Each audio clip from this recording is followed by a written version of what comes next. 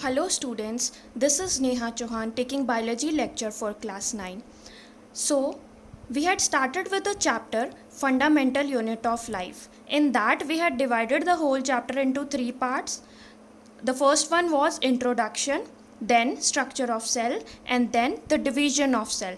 Up till now we have completed the introduction part. In introduction part we studied three main things. Okay, so first one was that cell is the structural and functional unit of life which is present in all the living organisms. Then we studied about the structure of light microscope, and then we studied about the discovery of cell, in which we saw that Robert Hooke discovered cell, Robert Brown discovered nucleus, Schleiden and Schwann gave cell theory, which was further expanded by scientist Rudolf Virchow. Then we also studied about unicellular and multicellular organisms. So after completing the introduction part, today we are going to start with the second subtopic of this chapter, which is structure of cell. So in structure of cell we are going to study how a cell looks like.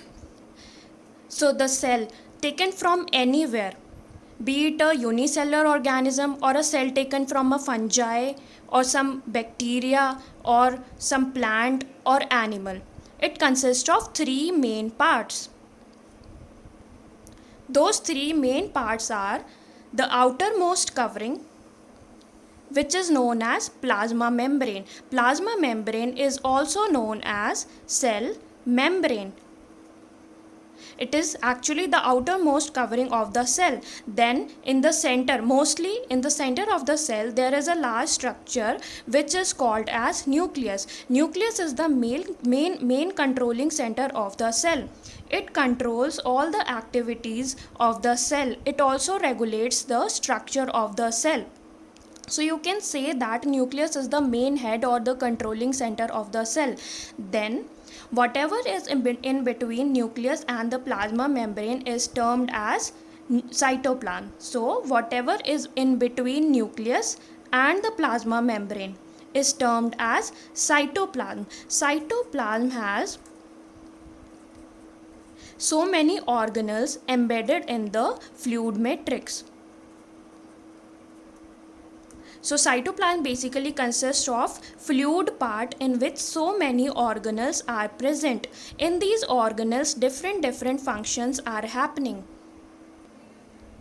So in all the cells there are three main parts: plasma membrane, nucleus and cytoplasm. In today's class we will study only about the plasma membrane.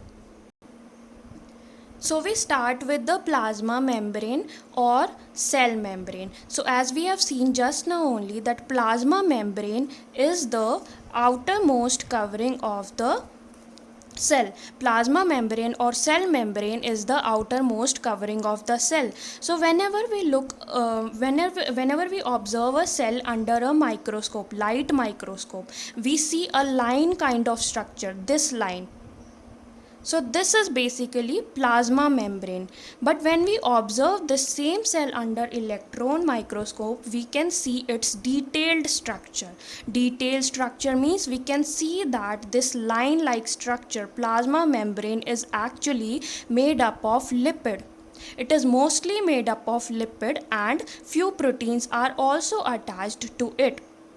And also the plasma membrane is very flexible.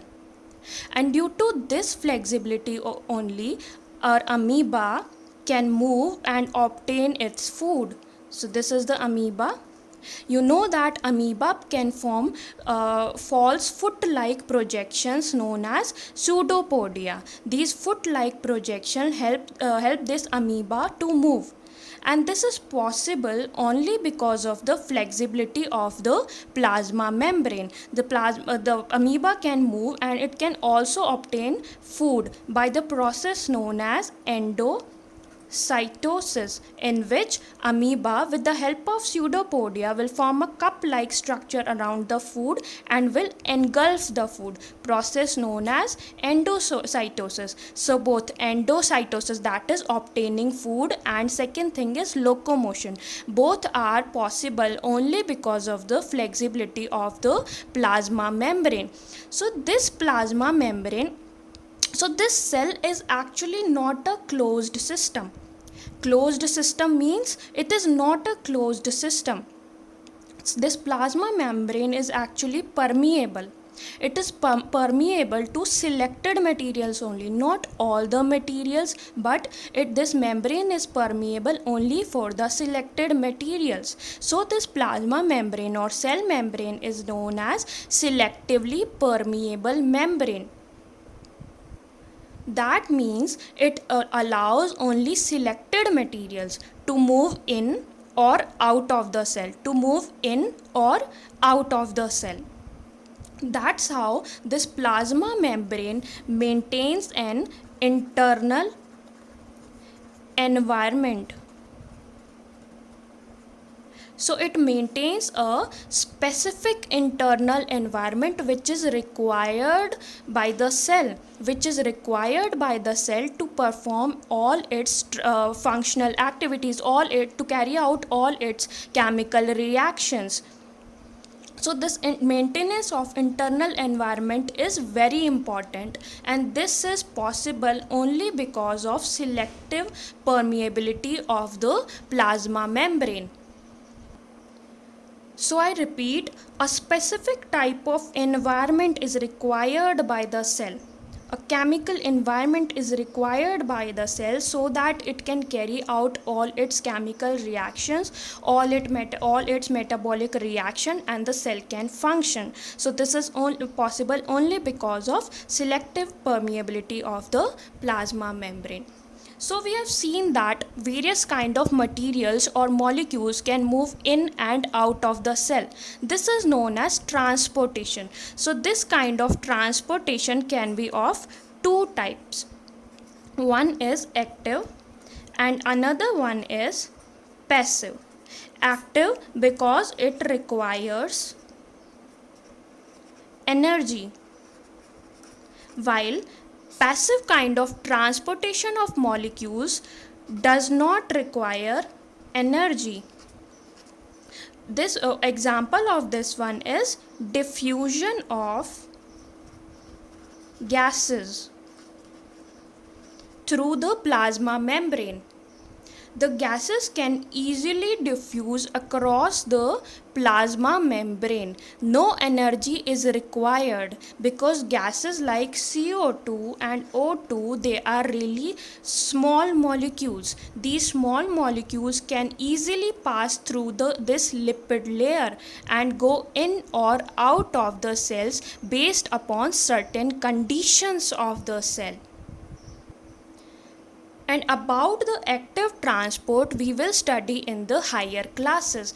This transport is basically for large molecules or for charged molecules or ions. This requires energy or special kind of proteins.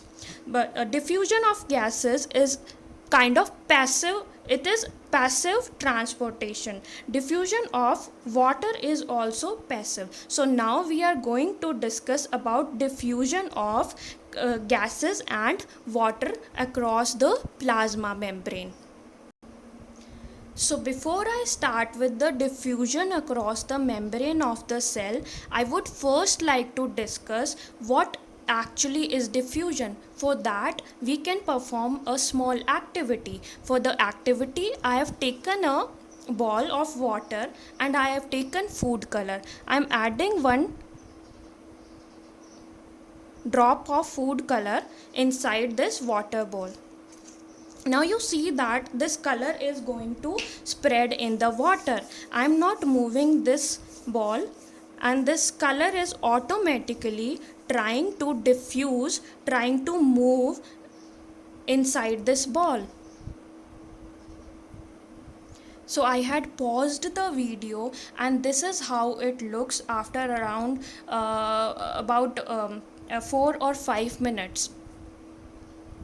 So we see that the color has spread inside in all the directions, and because the water was cold, so that is why it has taken much time, like about 4 to 5 minutes. In hot water the diffusion process is actually fast. So let us discuss what has happened here.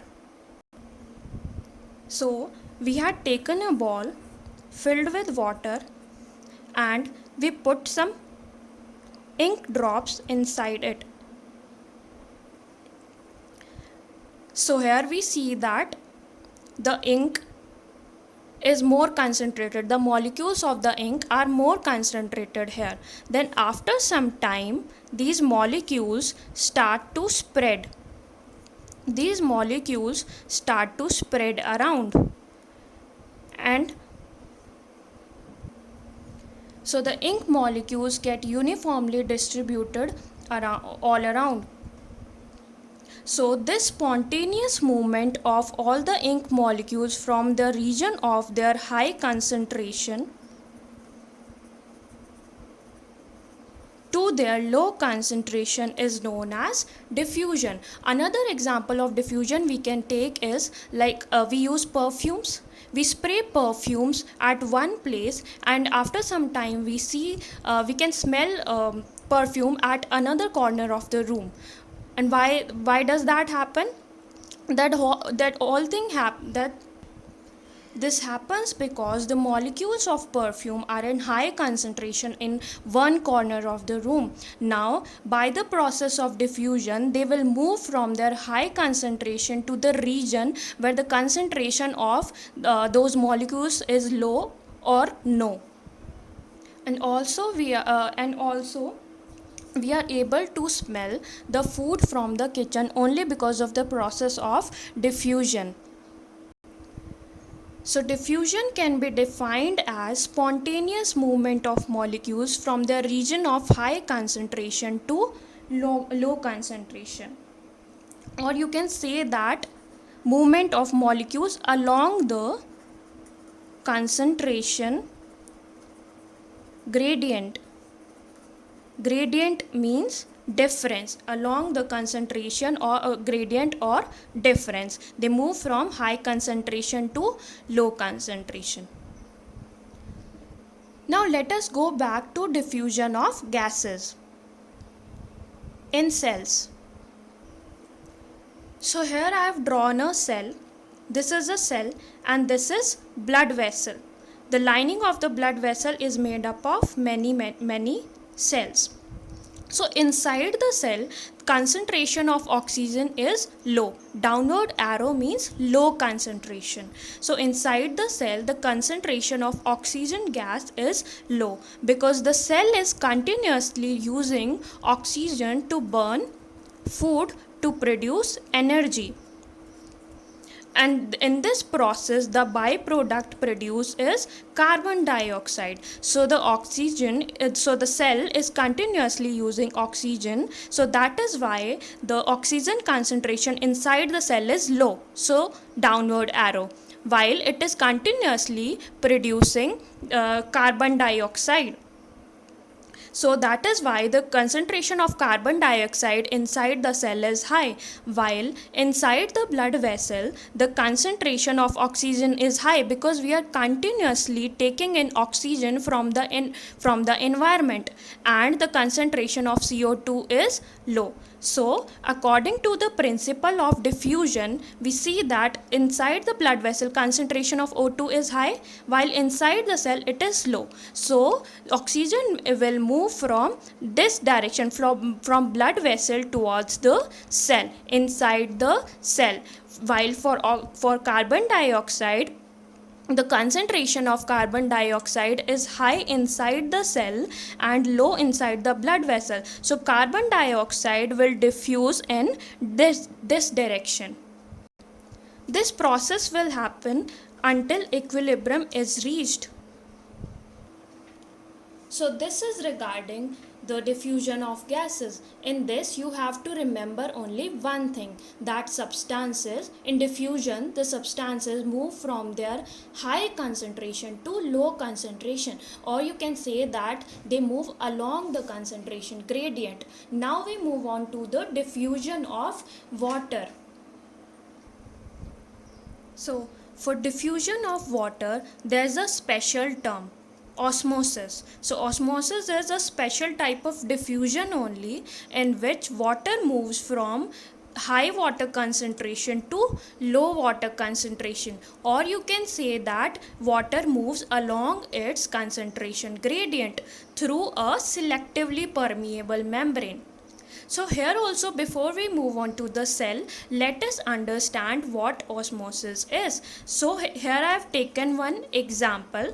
This is a big chamber, and this dotted line, this vertical dotted line is actually a semi-permeable membrane. This is chamber A and this is chamber B. Chamber A has water, while in B has water plus salt.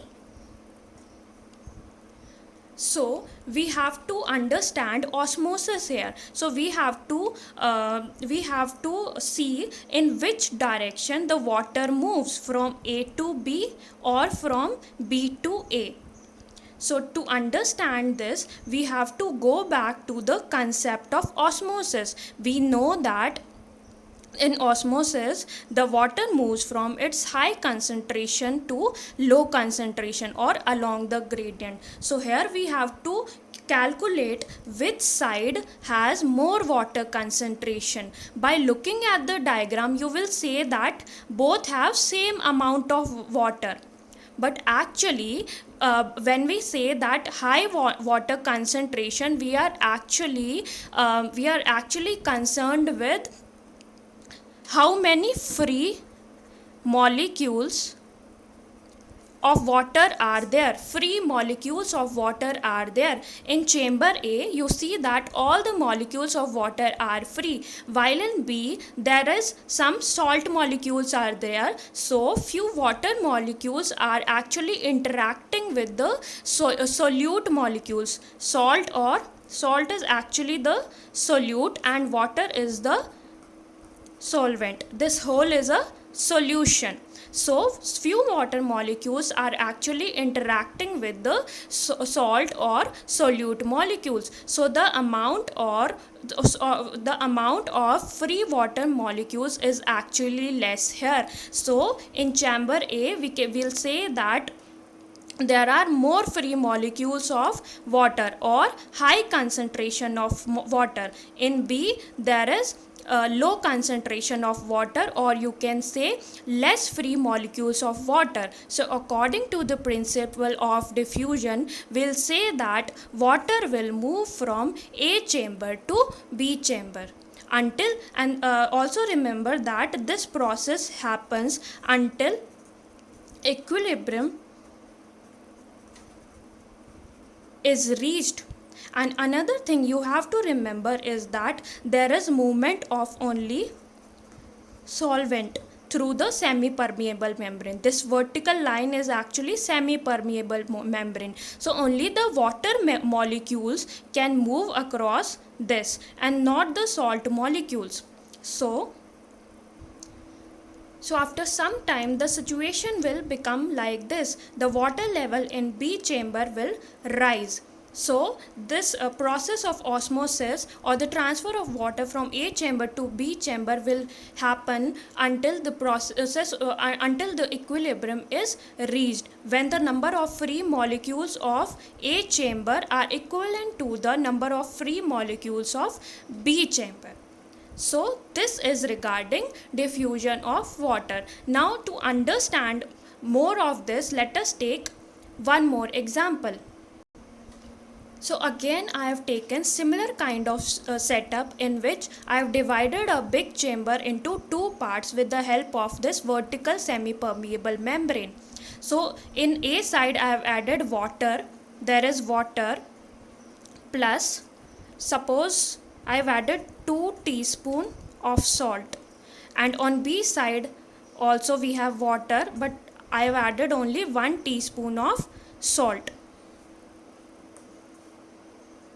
Okay, so we know that solution is equal to solute plus solvent. The amount of solvent on both the side is water. Suppose I have taken on both the side 200 ml, so it is equal, while the solute is different. In A chamber I have taken 2 teaspoon of salt, while in B chamber I have taken only 1 teaspoon of salt. So can you tell me which chamber is more concentrated? Yes, the chamber A, where I have added 2 teaspoon of salt, is more concentrated solution, while the B chamber is more dilute, or you can say less concentrated solution.